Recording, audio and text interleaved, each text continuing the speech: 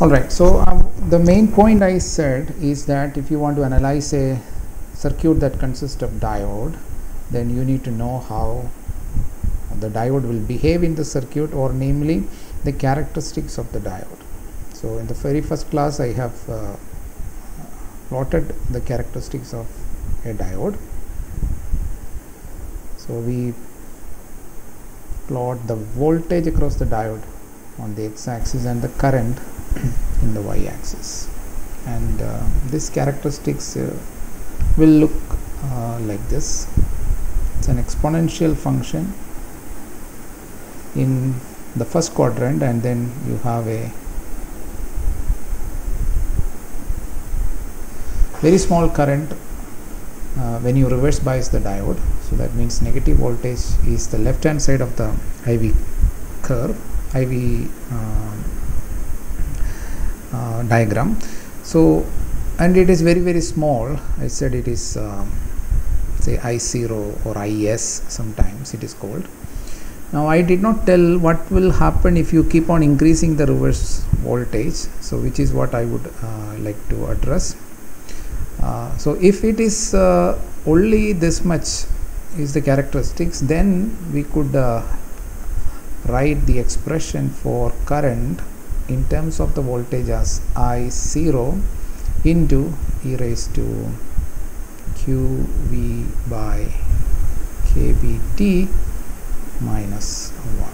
So we could write like this. If this is all what the characteristics of the diode is, but this is not complete, as I would like to tell you today, that if you increase the reverse bias voltage, then there is a particular voltage, negative voltage, beyond which the diode abruptly start conducting, and that voltage is called the breakdown voltage. So if you continue this diagram, so there is a region, a particular voltage where the current, reverse current, will start increasing, and it's going to be very sudden increase, and the voltage up to which this expression is valid, so that voltage is called the knee voltage, VZK. Okay, so VZK is the reverse bias voltage at till which the expression of the diode current is valid. And after that, there is initially there is a slow increase, and then afterward at some particular voltage the characteristics is going to become linear. Okay, so it's, you can approximate it like a straight line. So that voltage, let us take it as the Zener breakdown voltage, okay, Z0. So VZ0 is usually referred as the Zener breakdown voltage, where from which the current is going to abruptly increase.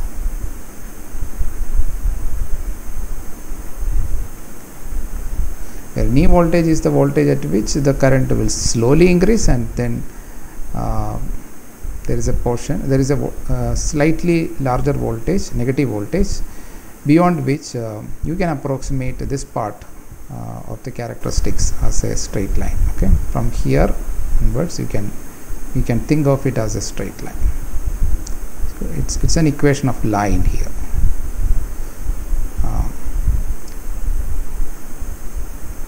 Can be approximated as a straight line. So straight line means it has a slope, and whenever we plot I on the y-axis and V on the x-axis, the slope is basically 1 by R. So for this is Zener diode, so we will call that resistance as small r is Z. Okay, so that is basically the resistance of the diode, when it is reverse biased at a voltage greater or a negative voltage greater than the Zener breakdown voltage. So you can approximate it as a straight. So this part is not captured in this relationship. Okay, and I also want to say one more. I want to basically bring a clarity to what I have earlier discussed about this QV by KT. I think I did not say that very properly. KB is Boltzmann constant.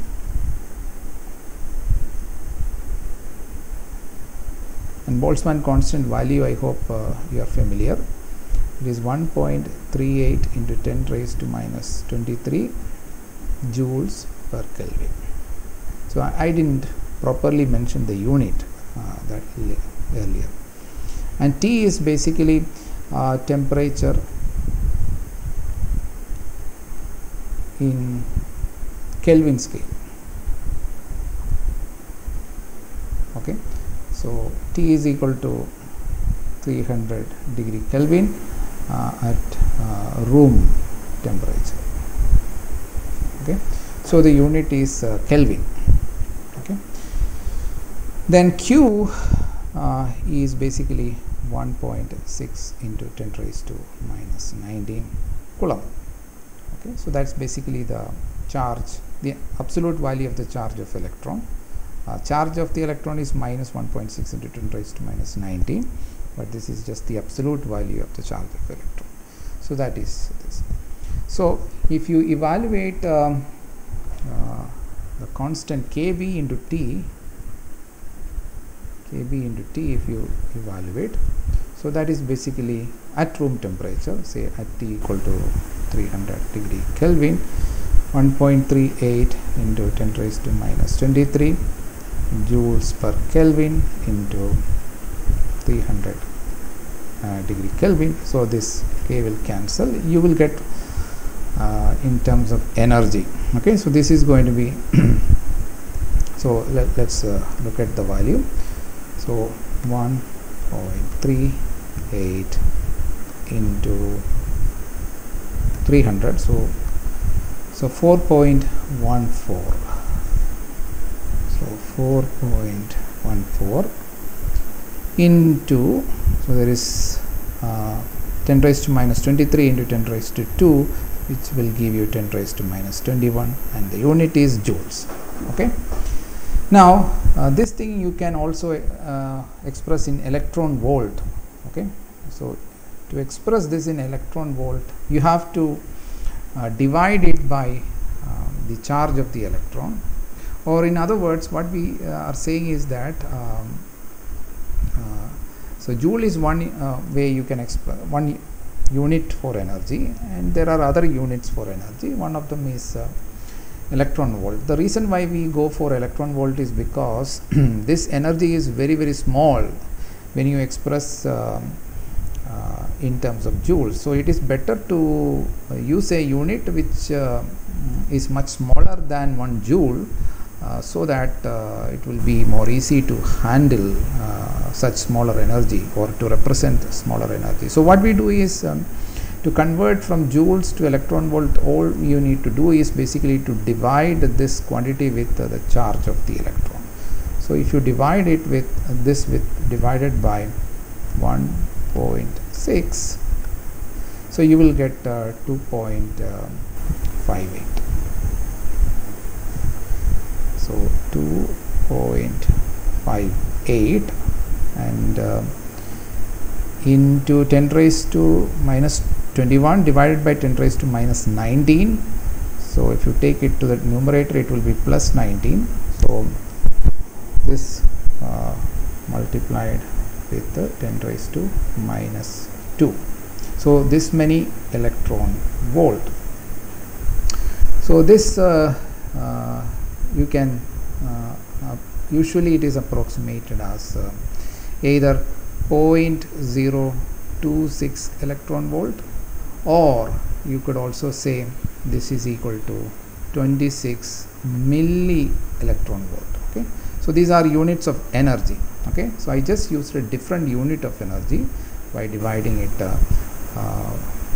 by the charge of the electron. So that's the conversion of one unit to the other, from joules to electron volt. You just need to divide it by 1.6 into 10 raised to minus 19, which is the absolute value of the charge of the electron.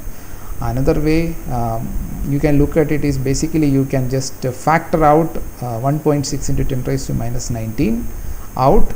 So 1.6 into 10 raised to minus 19 into joules, so that is electron volt, and whatever is remaining is 26. So 26 milli or 0.026 into charge of the electron multiplied by the joules. Okay, so that way also you can look at it.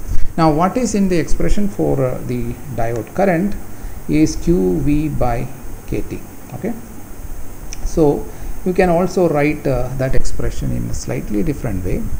So let me rewrite. So the diode current, so current through the diode can be represented as I0 or IS into e raised to V, the voltage on the diode, divided by KB into T, and I take the Q which was in the numerator into the denominator, so minus 1. So now KB into T, that value we have already discussed. Now if you divide that with Q, you will get whatever is so now KB into T is basically energy. When you divide it by Q, so that will give you basically volts. So if I do this in joules, so KB into T, I have KB into T is basically 4.14 into 10 raised to minus 21 joules. So if I divide that with Q, so that is basically 1.6 into 10 raised to minus 19 Coulomb. So then joules divided by Coulomb is basically called volts. Okay, so joules divided by, so it is the same factor, so we should get 26 millivolts, or you can say that it is equal to 0.026 volts. Okay, so that's the clarity that I want to bring. So if there is any confusion or doubt, you can ask here. So electron volt is unit of energy. The conversion from joules to electron volt is by dividing with a factor, which is basically the magnitude of the charge. But we are not converting energy into volts here. Electron volt is a unit of energy, whereas volt or millivolt is a unit of voltage. You know how voltage is defined. Voltage is basically the amount of work that you need to do in order to bring 1 Coulomb charge from one point to the other. So that will be the voltage between those 2 points. Okay, and the electron volt is also unit of energy. Okay, so if you want to know how much is 1 electron volt, then you just need to take 1 volt and move 1 electron from the negative terminal to the positive terminal. So the amount of work that you need to do to move 1 electron from with a charge of minus 1.6 into 10 raised to minus 19 from negative so across 1 volt. Okay, so if you are moving positive 1.6 into 10 raised to minus 19, then you need to move from negative terminal to positive terminal. If you are moving negative charge, then from positive terminal to the negative, you need to apply some work in order to do that. So that is basically 1 volt. So 1 volt is basically amount of work that you need to do from in moving a unit positive charge from negative terminal to the positive terminal. So if you want to move 1.6 into 10 raised to minus 19, you just need to multiply the volt with the value of Q. So that will give you the energy. Okay, So energy per unit charge is basically volt. So therefore you will get volt here when you evaluate kT by Q, whereas kT is either in joules or you can express it in terms of electron volt. Okay, so there could be a possible confusion if you just look at what each unit is describing, then you can understand it well. Okay, joule and electron volt are units of energy. We use electron volt only because the amount of energy that we are talking about is very, very small, whereas volt is basically energy divided by charge. So that is volt. Okay, J by C or joules by Coulomb is volt. So if you just divide, you will get it. So if it is electron volt is confusing, you just directly go from here to here. Okay, so you can just neglect this part. Okay, just for completeness and clarity, I said that much. All right. So now I said in the forward bias regime,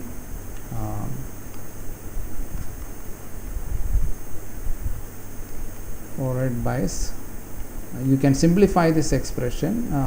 Sorry, this is ID. ID is equal to I0 into e raised to V by, I will now write Vt.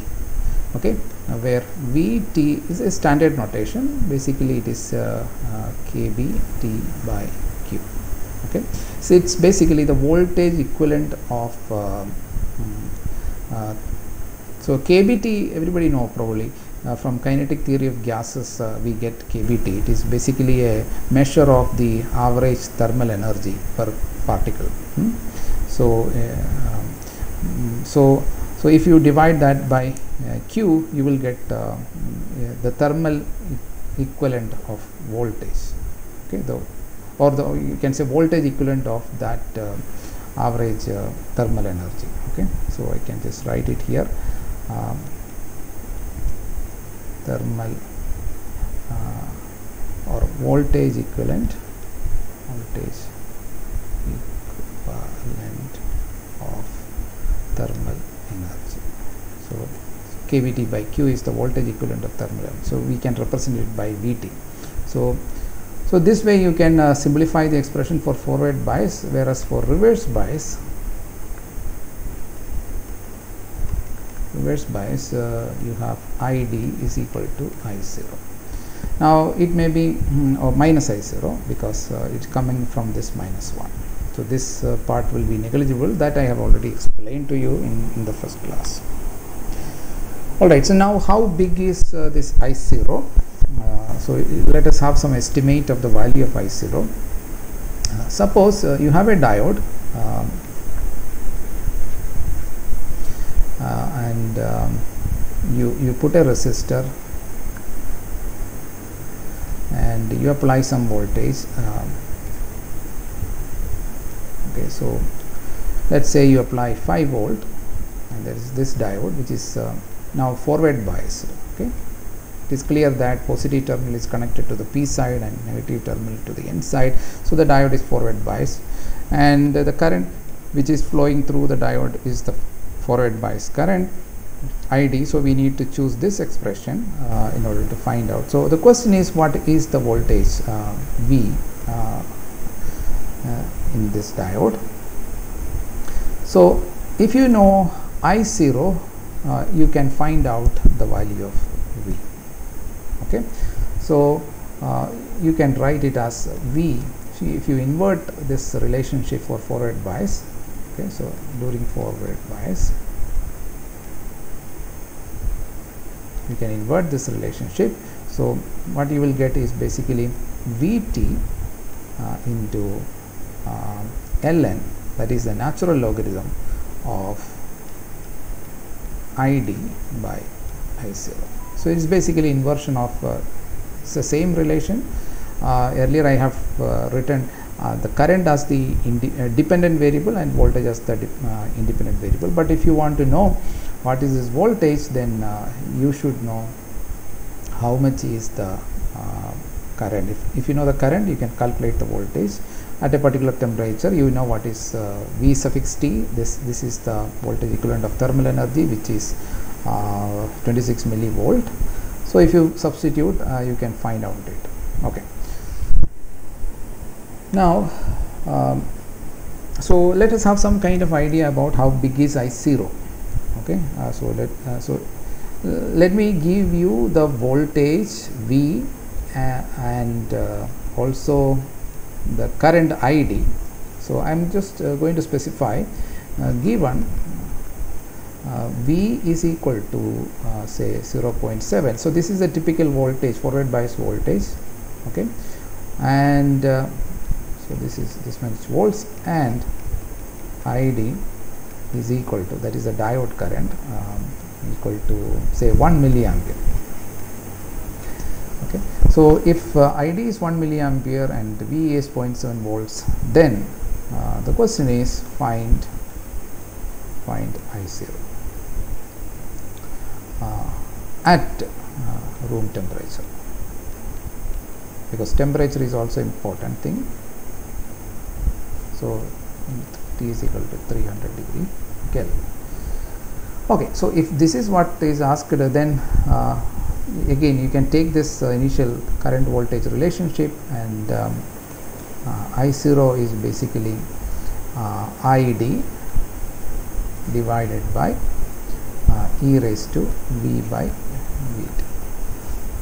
Okay, so ID is given, this 1 into 10 raised to minus 3 amperes.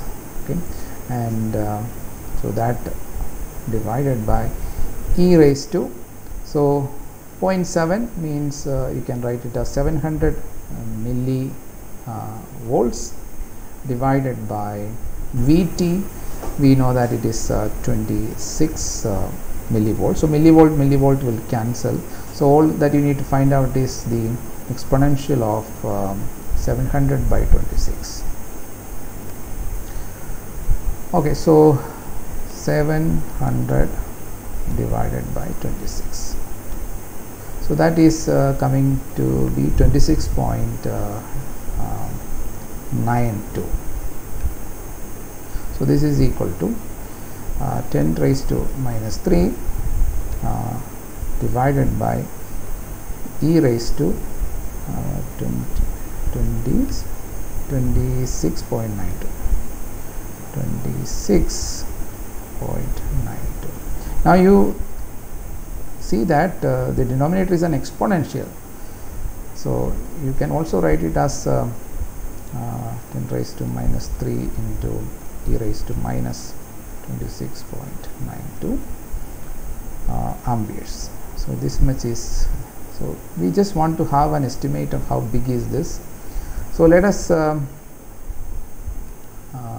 take the exponential of this. Okay, so 26.92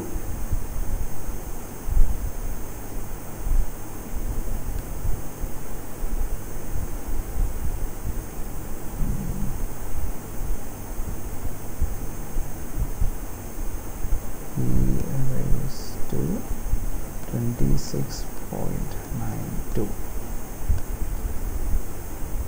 Alright, so this is the number. As you can see, it's a very huge number. It is 49114242796. So how many digits? So if I want to approximate, I can just approximate it as 5 into how many 0? 1, 2, 3, 4, 5, 6, 7, 8, 9, 10, 11. So this I can approximate it as roughly 10 raised to minus 3 into, it's an approximate value, 5 into 10 raised to 11. Okay, so if you have, you can just check this. This is the quantity. So this you can approximate it as 5 into 10 raised to 11. So 4 followed by 1, 2, 3, 4, 5, 6, 7, 8, 9, 10, 11, and then comes the decimal point. So if you replace all this, if you just round it, you can write 5 followed by 11 zeros. So therefore you can write it as 5 into, so which is basically equal to So that is basically this quantity. So if you take minus of that, this will be just 1 by of this. So this has to be inverted. So that will be 1 by 5 is basically 0.2,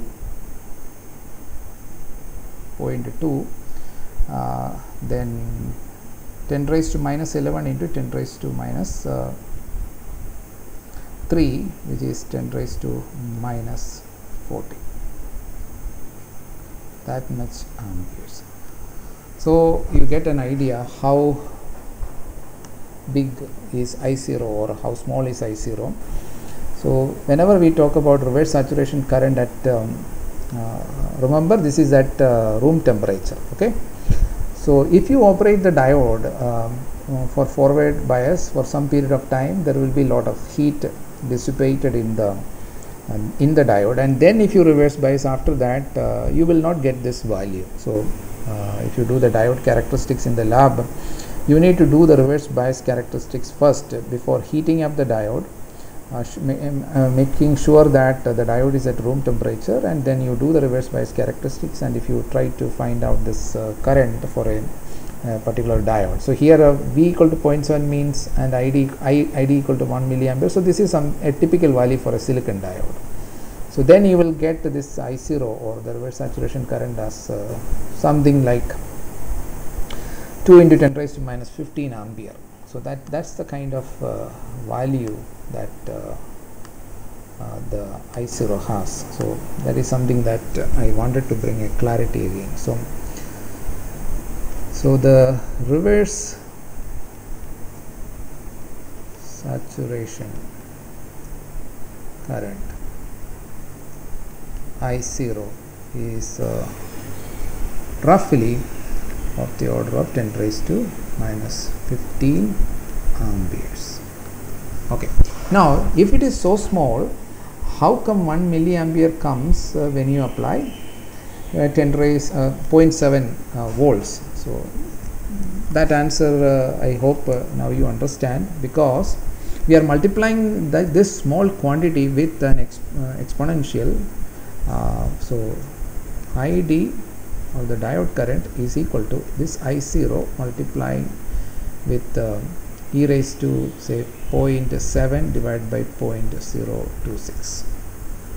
Okay, so this quantity is so large, so that when you multiply with the 10 raised to minus 15, you will get say 1 milliampere. Okay, so we found that this is around 5 into 10 raised to 11. Okay, so 5 into 10 raised to 11, when you multiply with this, you will get something in milliamperes. Okay, so the exponential. Another thing you can see is that suppose so another question, a slightly related question, given as before ID is equal to 1 milliampere at diode voltage equal to plus 700 millivolts, find ID at VD is equal to say 760 millivolt. Okay, so ID is equal to 1 milliampere when VD is equal to 700 millivolt. I am increasing by 60 millivolts, then what will be the new value of ID? Okay, so this is again a simple thing to do. We know that ID is equal to I0 into e raised to V by Vt. Okay, in forward bias. So this is forward bias because voltages are given as positive, so it is forward bias. Now what is given is the value of current at 700 millivolt. So now you can write 760 as 700 plus 60. So e raised to so V is 700, so 700 plus 60. This is what we are told to find out by Vt. Now the property of exponential is that if the exponent is a sum, then you can write it as I0 into e raised to 700 by Vt into e raised to 60 by Vt, and this thing is known to you, so you can find out the current as this is given as 1 milliampere, 1 into 10 raised to minus 3 into e raised to 60 by 60 millivolt it is. So you have to take this as 26 millivolt. So all you need to do is find out this and multiply with 1 milliampere. Now if you again go back, so we have 60 divided by 26, which is 2.307. Now we need to take the exponential of this. So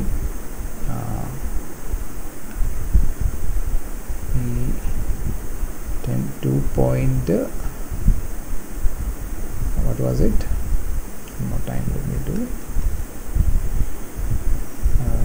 60 divided by 26, right? So 26 is 2.307. yeah, so it is here. So now e raised to 2.307 is equal to basically 10. Okay, so there is the reason why I took 60, because if you take 60 at room temperature or 60 millivolt increase in the voltage, then if you take the ratio and take the exponent, you will get this as 10, which means that it will become 10 milliampere. Okay, or in other words, when we are forward biasing the diode,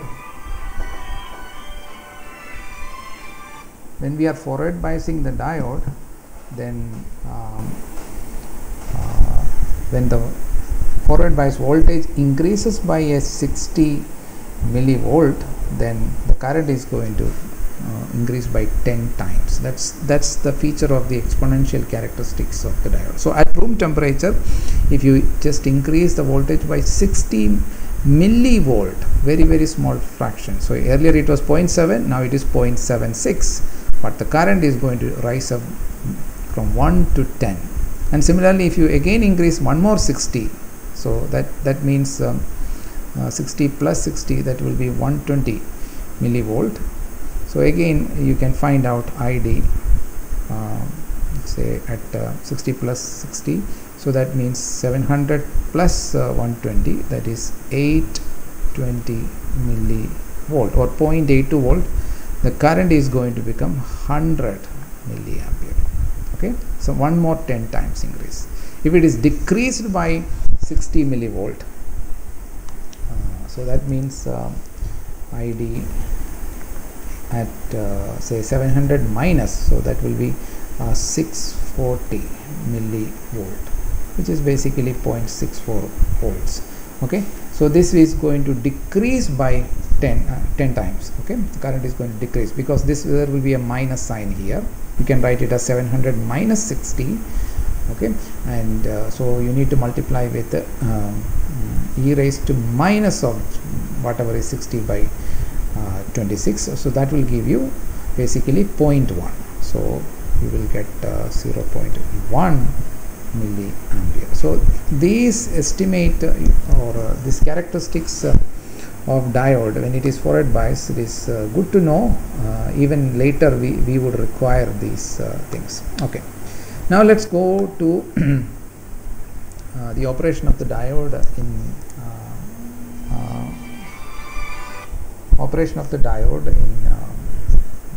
say the Zener breakdown region. Okay, the Zener breakdown. So let's take a circuit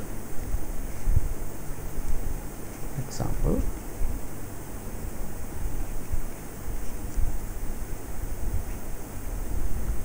So let's put a resistance here.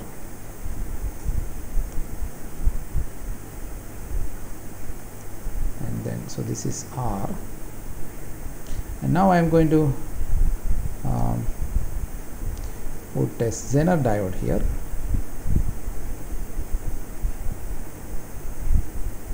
Okay, so we are giving an input Vin, and we are taking the output across some load resistance,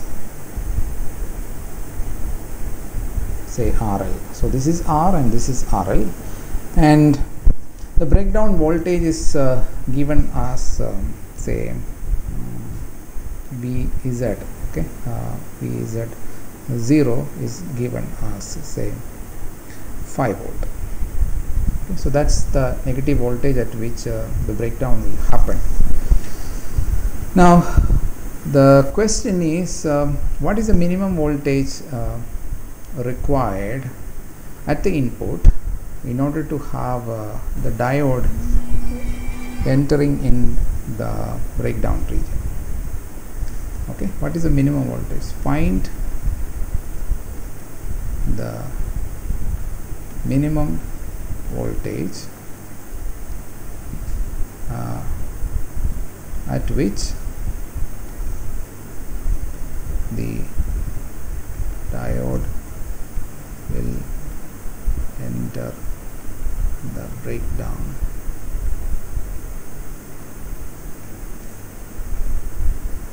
region. Okay, so this is the question. Now I hope all of you are familiar with what is called as the Thevenin equivalent. Okay, so if you remove this diode from these points and find the Thevenin equivalent of the rest of the circuit, you will be able to find out how much is the voltage that is without diode, how much is the voltage that will come across this diode. So the Thevenin voltage, so that's you remove the diode and then calculate what it will be the voltage between those two terminals. Okay, so if you do that, then it will be so the Thevenin voltage is going to be V in multiplied by RL divided by R plus RL. So this will be the voltage minimum, this will be the voltage that you will get. Now all you need to check whether the diode is operating in breakdown region or not is to make sure that this Thevenin voltage, whether it is larger than the VZ of this which is basically the breakdown voltage of the Zener diode. Okay, so Zener diode has a slightly different symbol. There is an Z shape at the end side. Compared to the normal diode, it will be just a flat line, but here you will extend. Probably you might have learned this in your device class. Okay, so I'm assuming that. So let's put in some values. Let's say this is equal to 20 volt and this is equal to say 1 kilo ohm, and RL let's say this is equal to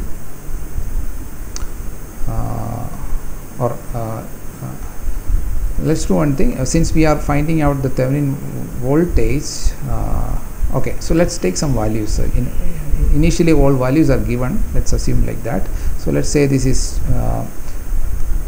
equal to 2 kilo ohm, and let's just find out what is the value that you will get.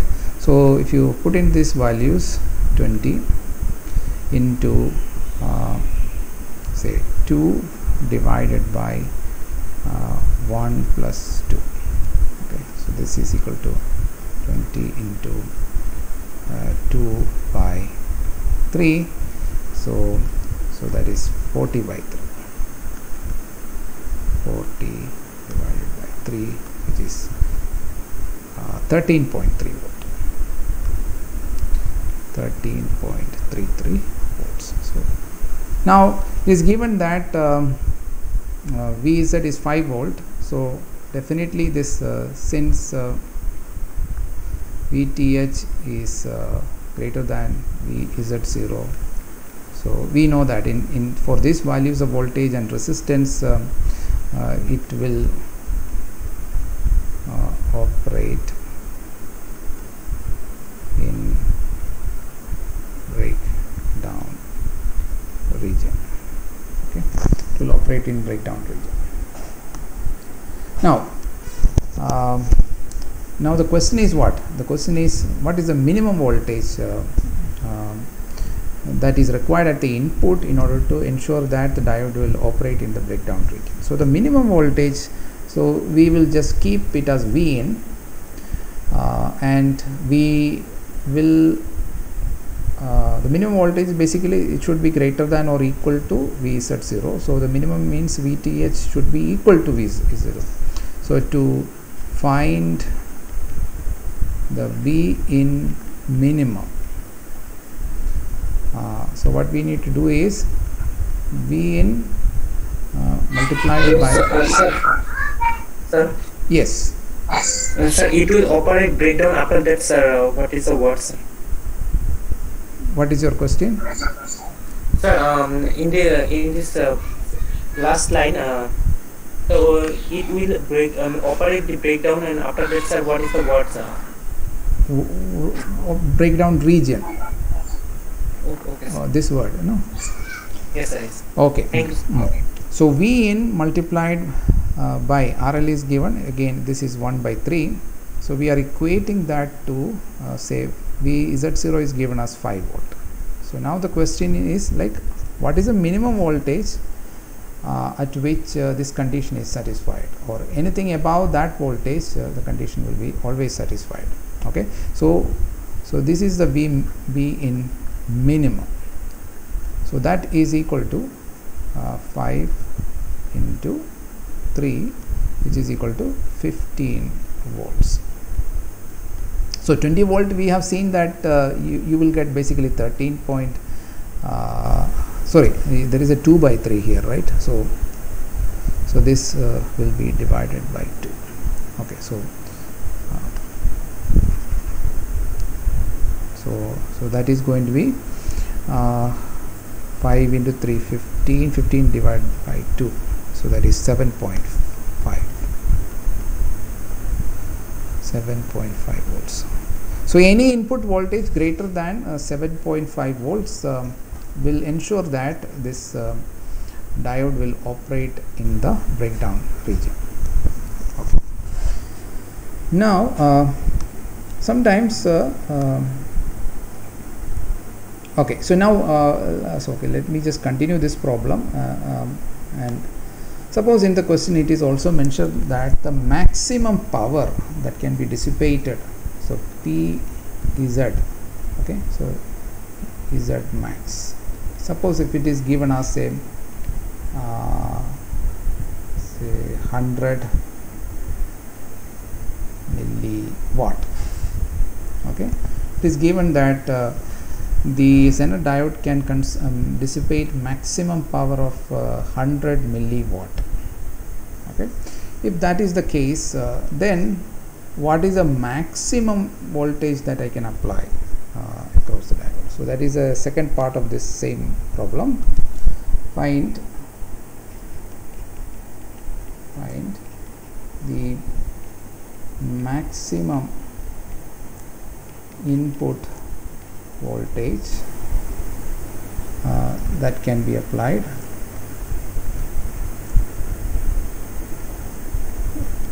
if PZ max is equal to 100 milliwatt. Okay, what is the unit of power? Alright, so if PZ max is 100 milliwatt, then IZ max we can find out as PZ max divided by VZ 0, because the voltage across the Zener diode is going to remain constant. Okay, if you assume that the resistance of the breakdown region is very negligible, so that's an approximation I am taking, then you can just treat it as a constant voltage. So it is given that this is equal to 100 milliwatt divided by 5 volt, So so this will give you basically 20 milliampere. So 20 milliampere is the maximum current that can be allowed through the Zener diode, and so if 20 milliampere current has to flow through this Zener diode, then we need to find out what is the maximum voltage that you can apply across the diode. So again, the voltage across the resistance RL you can find out. So VZ0 is going to be same as VRL, and that is equal to 5 volt. And IL, that is going to be 5 divided by whatever is RL. So I have taken this as I think 2 kilo ohm. 2 kilo ohm. So 5 divided by 2 kilo ohm. So that will be 2.5 milliampere. Okay. So what did I do? I just found out. First I found out what is the maximum current that I can allow through the Zener diode. And now Zener diode is connected in parallel to RL. So same voltage that is on the Zener diode, which is a constant 5 volt, since it is operating in the breakdown region, will appear across RL, which is 2 kilo ohm. So if 5 volt is appear across 2 kilo ohm, then the current through it is going to be 5 divided by 2 kilo ohm, which is which is basically 2,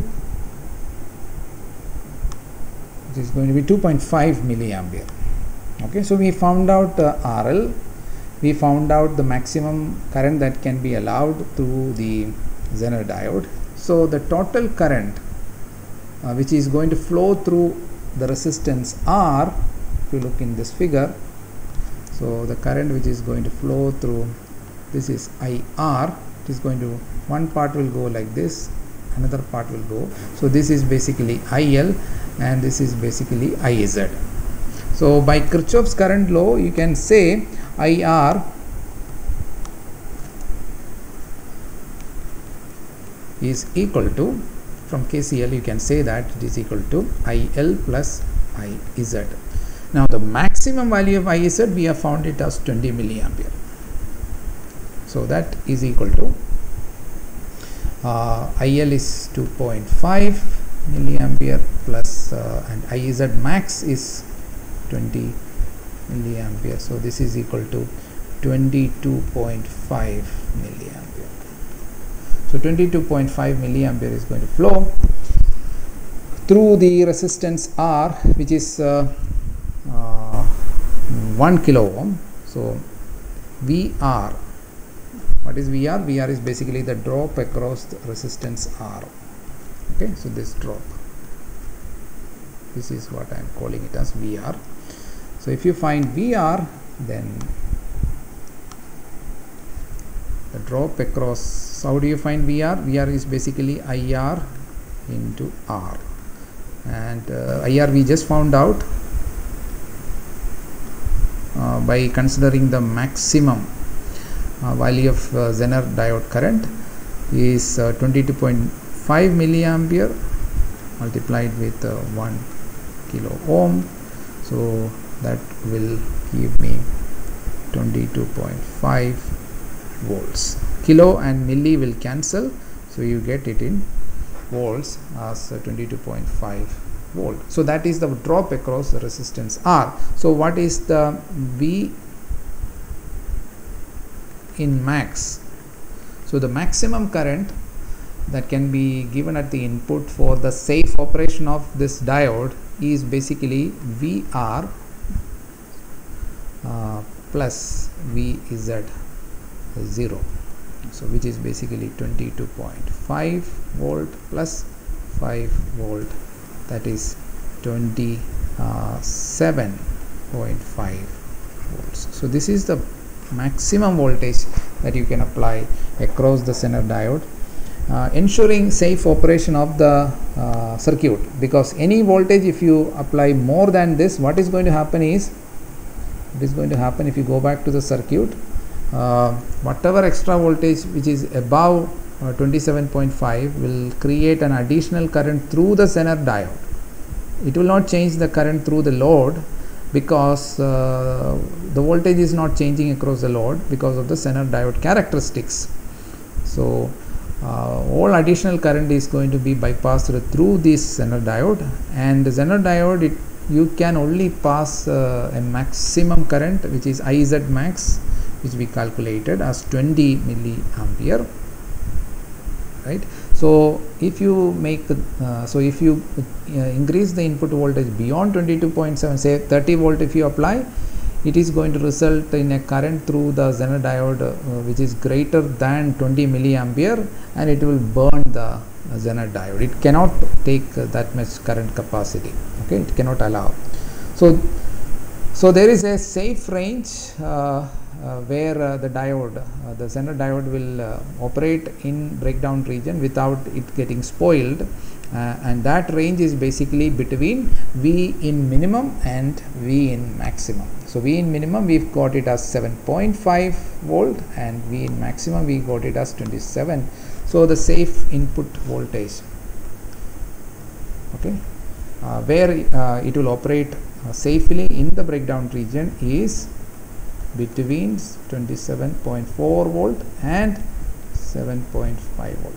So you see that this property of the Zener diode is very useful for applications for regulating the DC voltage. So if you have a very fluctuating voltage which is going between 7.5 and 27.5 at the input, you will get a constant 5 voltage at the output because of the Zener diode which is operating in breakdown. So in order to operate, the minimum voltage required is 7.5. So any fluctuation in between 7.5 and 27.5 will be smoothened out, and you will get a regulated DC voltage which will be at 5 volt. Okay, so that is this circuit. This circuit is a simple regulation, voltage regulation circuit. I have assumed that the resistance of the Zener diode is 0, and what does that mean? If you go back to the characteristics, I earlier said that it has got a actually it is close to 90 degree, but what I have assumed is a completely vertical line, okay, where just like earlier we did diode circuit analysis for with a approximation like this, okay. This one is even a better approximation because this is more vertical compared to the exponential, okay. It's a linear line, but the slope is close to 90 degree, and therefore RZ value is very small. It may be like 10 ohm or something like that. That's the kind of so 10 ohm in series with 1 kilo ohm doesn't make the result much different, okay. So if you want more accurate, you need to take into account of this on resistance in the breakdown region, but we have neglected it as 0. So the slope is going to be 1 by 0, which is 90 degree slope. So just like we have done, we have taken the cut-in voltage and said that there is no on resistance, but in principle both forward bias diode as well as diode operating in the reverse breakdown has some small finite resistance. It is not 0. 0 is an approximation in order to find this analysis, in order to make the analysis simpler, okay. We do that, and similar approach, similar minimum and maximum value of RL can also be found. I leave that as an exercise. Here I have taken V in as varying and RL as fixed, but you can do the opposite, where you take V in as fixed, say 20 volt is fixed, and what is the smallest value of the resistance that you can put as load, and what is the maximum value of resistance you can put as load. So similar RL max and RL minimum you can find out, and so that I leave you as an exercise. It is the same procedure. The Thevenin voltage should be greater than the breakdown voltage, then only it will operate in the breakdown region. So by using that, you can find out one value. The other value again you find out by looking at the maximum current that can be allowed through the diode. That will give you another extreme for the resistance. Okay, so when the load resistance is smaller, you will get basically the one extreme. That extreme is corresponding to what? That extreme is corresponding to the condition for the voltage across the Zener diode to be Thevenin voltage to be greater than the Zener diode. So okay, as you reduce the RL value at some point of time it will not work in the breakdown region. So there should be a minimum value. So the minimum is fixed by the condition for working the Zener diode in the breakdown region, and the maximum value, as you increase the RL value, what will happen? More and more current will pass through the Zener diode, and we should ensure that the current passing through the Zener diode should be lesser than the IZ max. So you can find out by similar equations, but you keep V in constant, but RL is now varying. So you find out RL from V in. Okay. So it's slightly different but similar kind of calculation. So if there is any doubt from this class today, you can ask now. If you have another class, we can stop here and we can take the question in the next class. Do you have a class right now?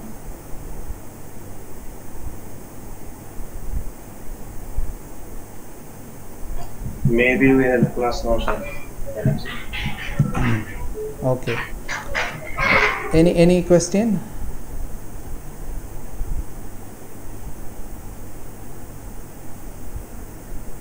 Is it all clear? Or can I take another few minutes? If you don't have a class, can I take another few minutes to explain something else about the diode?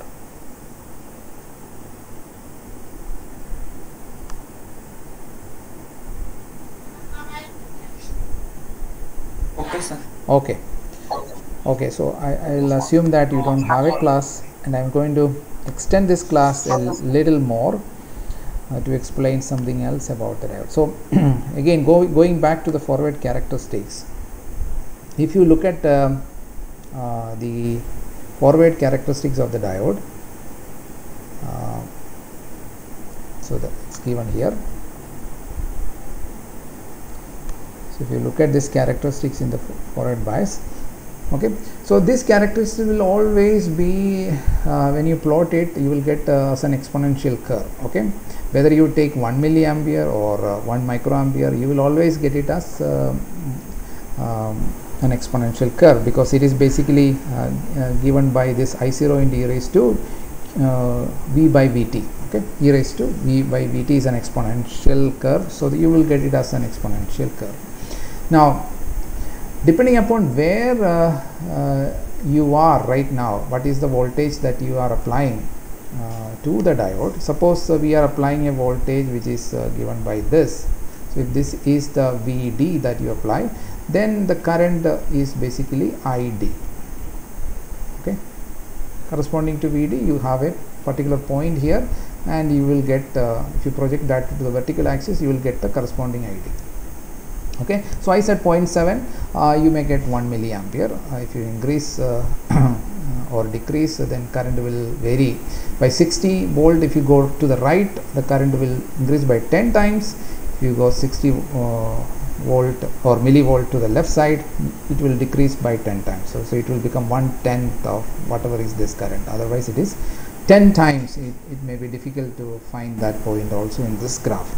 So that's the nature of the exponential curve. Now what I want to also tell you about one more thing I want to introduce, that is called the dynamic resistance of the forward bias diode. Okay, so in order to find out what is dynamic resistance, you just draw a tangent here.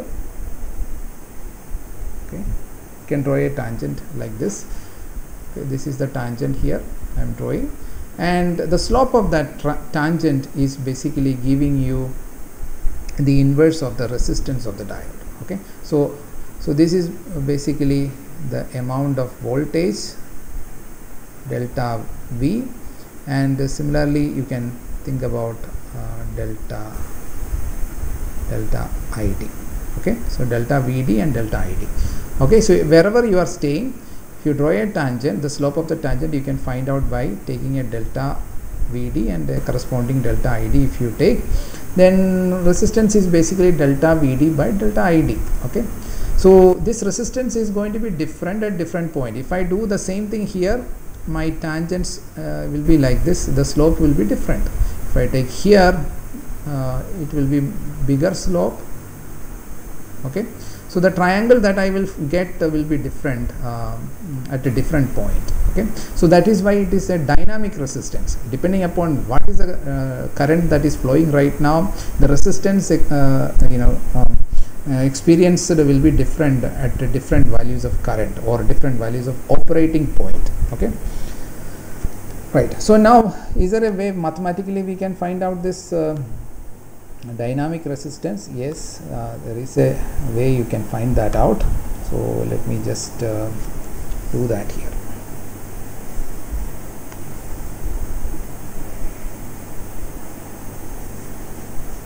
Okay, so dynamic resistance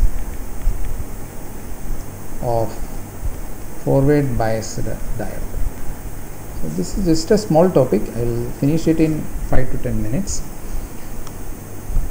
So we have the forward biased diode equation as ID is equal to I0 into e raised to V by Vt. This everybody knows. Whenever a diode is forward biased, this is it. Now what we want to find out is basically the slope at a particular point of operation of the diode. Okay, slope of that IV curve at a particular, or rather 1 by slope of that IV curve, because I we are taking vertically and voltage we are taking horizontally.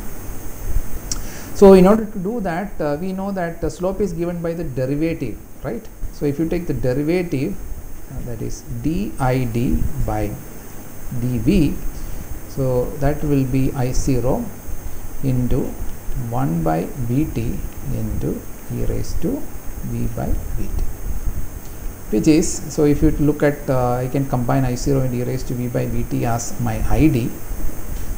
Okay, I0 into e raised to V by Vt is what we call as ID, and that is multiplied by 1 by Vt. So I can write it as ID by Vt. Now resistance or dynamic resistance, okay, RD is a dynamic resistance. I can write it as delta VD by delta ID. From that triangle that I have shown earlier, you can graphically find out the dynamic resistance like this. You plot the characteristics and take delta VD and then delta ID. You will get take the ratio of that. That will give you the resistance of, or the dynamic resistance of the diode at that point. But you can approximate it as basically the 1 by of dId by dV, right? It's a property of differentiation. If you take 1 by of that, it is basically dV by dId. Okay, so we have already found out dId by dV. So if you just invert this, so that is Vt by ID. Okay. Now I told you earlier, if the current is more, okay, if the operating point is changing, then you will experience a different resistance. So let's go back to the characteristics. So here I have taken 3 points. One point is this, another point is this, and the third point is this. So let's say 1, 2 and 3. So which of these points has larger resistance? Can anybody say? 1, 2 or 3? Which of this point has larger resistance? Resistance is delta VD by delta ID. So wherever delta VD by delta ID is large, that will have larger resistance, right? So RD1 is larger than RD2, which is larger than RD3. Everybody following me or not? You can see that. So if you have larger current, then you can see that you have smaller resistance, right? So RD1 is basically VT by ID1. ID1 is smaller, right? So this resistance is larger than RD2, which is equal to VT is still same, but only difference is ID2. I have increased the current. That is point number 2. So when I increase the current, I will have resistance reducing. Okay. If you operate the diode at say 10 milliampere, so let's say this is 0.1 milliampere, and this is 1 milliampere, just like we did the problem earlier. And RD3 is basically VT by ID3, which is say 10 milliampere. So when you go to higher and higher currents, then you see your resistance is smaller and smaller, right? The dynamic resistance is smaller and smaller. But all the operations that we have or the circuit analysis we did earlier or the design, we have assumed that this resistance is 0, okay, which is a good approximation provided we are operating at larger diode current, forward bias current. So when the current is larger, according, so this VT is 0.026 volt, right? So that divided by whatever is the current here, say 100 milliampere or 10 milliampere, so you will get a very, very smaller current. Okay, so here if I take it as 0.026, that is an delta VT or VT at 300 degree Kelvin, and this is 10 milliampere, so into 10 raised to minus 3. So you will get approximately how much? So this is 0.026 multiplied by 10 raised to 2. So this is 26 ohms, right? No, 2.6 ohm. It is such a small resistance, right? At very large current. Large means 10 milliampere is not very large, but reasonably large. So 10 into 10 raised to minus 3 is 10 raised to minus 2. When you take it to the numerator, it will be 10 raised to 2. So it will be 2.6 ohm. And what about here? Here it will be at 1 milliampere, you will get it as 26 ohm. Here you will get it as 260 ohm. Okay, so which is a large resistance. Okay, so the dynamic resistance, the resistance offered by the diode, depends upon the current, forward current that is passing through it, and at larger current the resistance offered by the diode is very small. So that is another topic that I would like to